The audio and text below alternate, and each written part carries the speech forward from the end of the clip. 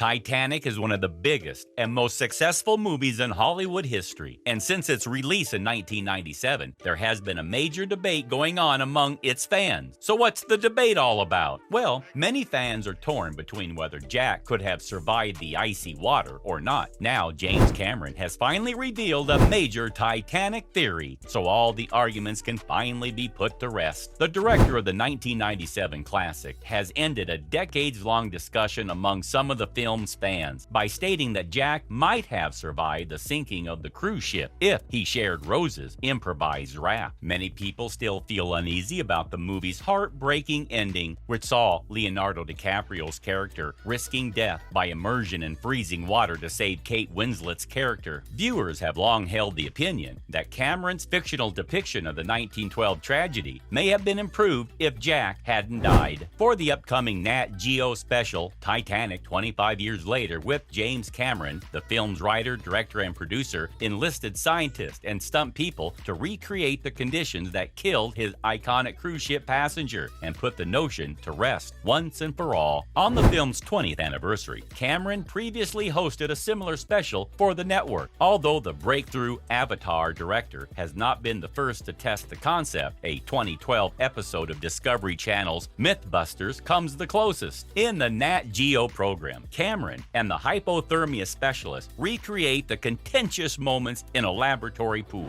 On a recent episode of Good Morning America on ABC, viewers saw a sneak peek at the special, in which Cameron and his team experimented with different positions and permutations in an effort to increase Jack's chances of survival, including one in which Rose gave up some of the debris she had been using to keep her head out of the freezing water. Considering the physical exertion the main characters underwent after their ship collided with the glacier, and the fact that Rose offered Jack her life jacket for insulation, Cameron came to the conclusion that there was a chance Jack may have lived. His condition has improved to the point where he may have survived, the director said. Jack's chances of survival were fairly high. However, there are numerous unknowns. It's completely consistent with his nature that he wouldn't do anything to endanger her life. Cameron mentioned the experiment in a December interview with the Toronto Sun, saying that he had forensic analysis performed on a duplicate of the iconic moment because he wanted to drive a stake through the heart once and for all, but he argued that Jack wouldn't have made it at the time. Next week, theaters will show the digitally remastered version of Titanic. So on Sunday, Nat Geo will air Titanic 25 years later with James Cameron, and on Monday, Hulu will begin streaming the documentary. The historical questions of how the ship sank and the controversies over whether extra lifeboats on board would have saved more lives are also covered in the special.